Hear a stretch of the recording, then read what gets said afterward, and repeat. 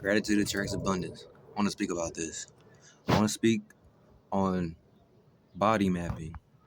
What do I mean by that? See, what a lot of people don't know, all your diseases, your illnesses, anything you feel in your body that's painful comes from an emotion, comes from a circumstance, it's come from an event, a trauma. So when you understand that, you start to try to figure out like where did the pain come from? Because a lot of people get pain out of nowhere, chronic pains and all this. See, it builds up.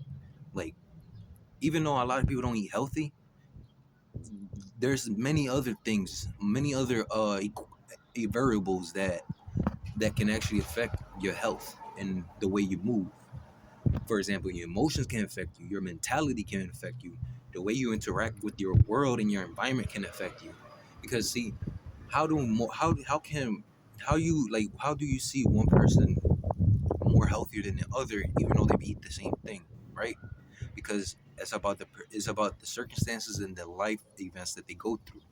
Even if they're not going through anything, their mind is constantly thinking. So thoughts are being produced, which means they're constantly rewiring your brain, which means that if you are always thinking and rewiring your brain, you are actually healing cells inside your body because your cells are like electrifying and magnetic.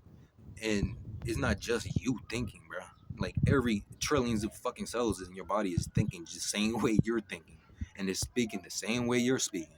How you when you observe animals, like this is why nature is important. When you observe animals, how do they even like cope with disease and illnesses?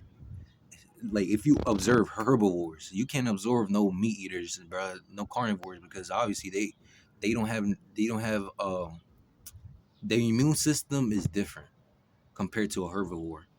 And what a lot of people got to understand is, even though we're both like some people, some humans consider themselves omnivores, our body contains more cells that are like herbivores than cells that are carnivores.